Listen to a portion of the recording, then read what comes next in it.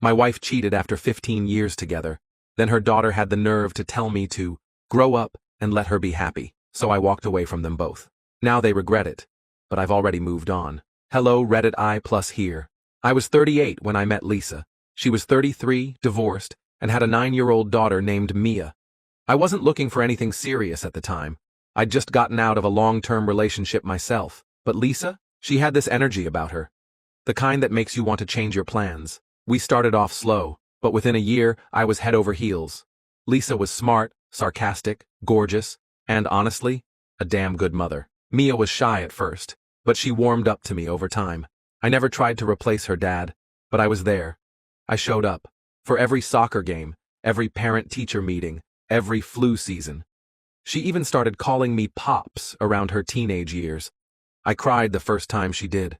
Lisa and I never married, not officially.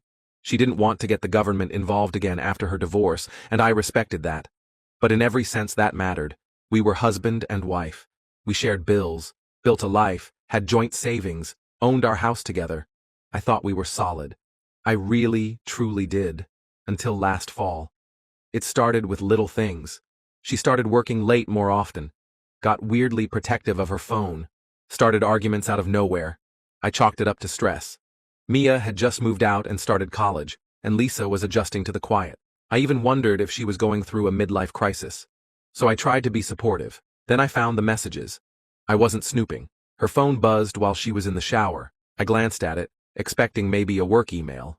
Instead, it was a message from someone named R. Just said, "Can't stop thinking about last night. Wish you were here again." My heart dropped. I didn't confront her immediately. I waited, made copies, and dug deeper. Over the course of a few weeks, I gathered everything. She'd been seeing this guy from work, Robert, for 6 months. Hotel stays, lunches, even weekend business trips that I now realized were romantic getaways. When I finally confronted her, she didn't even deny it. She just sat there, arms crossed, looking at me like I was the problem. Said she hadn't felt alive in years, that she needed to find herself again, and Robert made her feel seen. 15 years. 15 damn years. And I get tossed aside like I was just a long-term roommate. I told her I was leaving, packing up and walking away. I didn't want revenge or a screaming match. Just peace, closure. That's when Mia called me. She'd always been close with her mom, which I got. But the way she spoke to me, it broke something inside me I didn't even know could break. She said, "I know you're hurt, but maybe it's time to grow up and let mom be happy." You two weren't even married. I sat there stunned. All I could say was, "So 15 years means nothing because we didn't sign a piece of paper?" She said, "It's just life, Pops. People grow apart. Populations." She used the nickname like a knife, so I walked away from them both. I moved out of the house I helped pay for, got my own place 2 towns over, and started over at 53. I'm not gonna lie. It sucked at first. The silence. The betrayal. Wondering if I ever meant anything to either of them. But something strange happened after about 6 months. I started to breathe again. No more walking on eggshells. No more nights wondering why she was late or who she was texting. I picked up woodworking again. Started biking on weekends. Reconnected with old friends. Even went on a few dates. Nothing serious. But it reminded me that I was still wanted. Still me. Then last month, I got a message. From Mia. She said, "I'm sorry. I was out of line.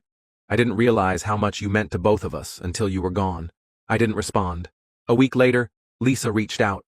She said things with Robert fizzled out within months. He wasn't relationship material, just a midlife thrill. She said she missed me. Said she still loved me. That she was going to therapy. That maybe, just maybe, we could find our way back. I didn't respond to her either. Because here's the thing. I gave both of them everything. My time, my loyalty, my love. And when things got hard, really hard, they didn't just fail me. They dismissed me. So no, I'm not going back. I'm not bitter. I'm not angry. I'm just done.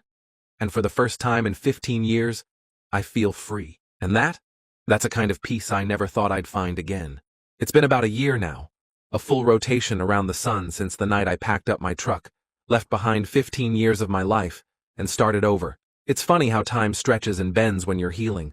Some days it feels like it happened yesterday. Other days, like it was someone else's life entirely.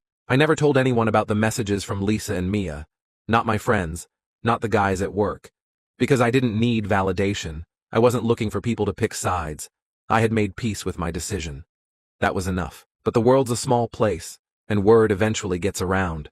Turns out, Lisa didn't just burn our bridge. She torched her own little world in the process. Robert, the guy she cheated with? Yeah. He had a girlfriend. A pregnant girlfriend. Lisa didn't know. Until that woman showed up at her office with a printout of the hotel receipts and a nice little speech about home wreckers and midlife crises. Lisa got written up for violating company policy. Ended up transferring departments. Same pay, but less influence, fewer friends, and a cubicle shoved in a corner. Mia came to visit me a few weeks ago. I wasn't sure if I'd let her in. I stared at her through the peephole for a long time before I finally opened the door. She was older. Not in years, just in the eyes. Life has a way of putting miles on your soul when you're forced to reckon with it. She handed me a cup of coffee, said, "Your favorite." Black, 2 sugars, I remember. We sat on the porch. She didn't make excuses, didn't beg. She just talked about how she'd idealized her mom her whole life, how she didn't see the cracks until I was gone, how she realized, too late, that I was the one constant she could have depended on, the only one who never let her down. I was angry, she said. Not at you, at the idea that someone I loved could be so cruel.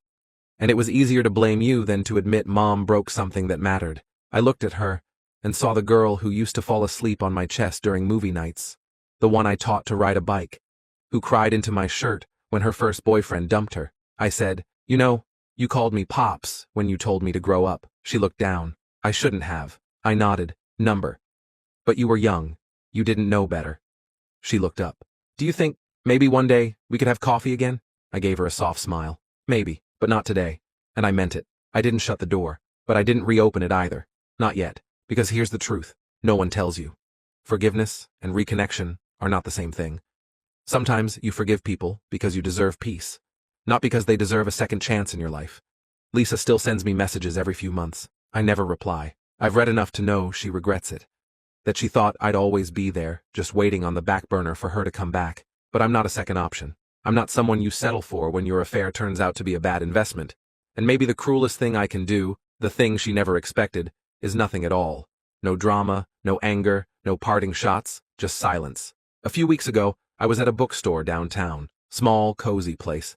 I was looking at a woodworking magazine when I bumped into someone. She was in her 40s, wearing paint-splattered jeans, with the kind of smile that makes your shoulders relax. We talked for 10 minutes about books, and another 10 about dogs, and then, just before she left, she said, "You know, if you ever want to come see my art studio, I'm right around the corner." I haven't gone yet, but I might. Because life, it turns out, isn't over at 50, or after heartbreak, or even after a betrayal so deep it feels like the world cracked beneath you. Sometimes life starts again when you finally let go of the people who never really saw you, and start seeing yourself. About a month after that bookstore run-in, I walked past the studio the woman had mentioned. Her name was Erin.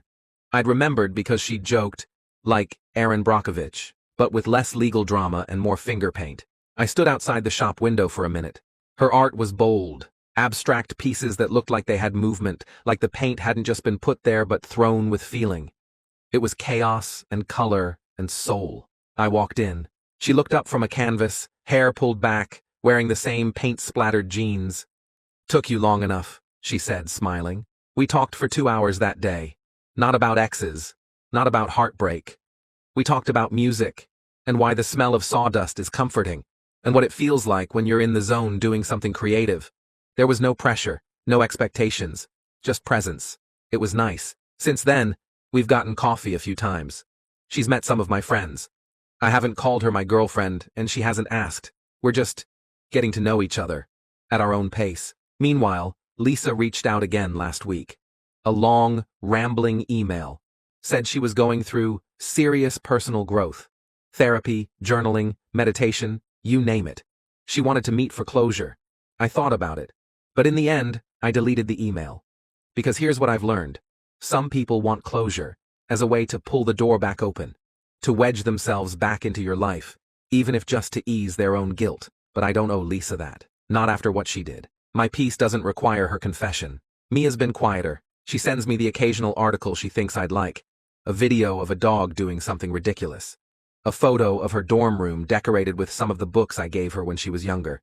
She hasn't said Pops again, and maybe she never will, but that's okay too.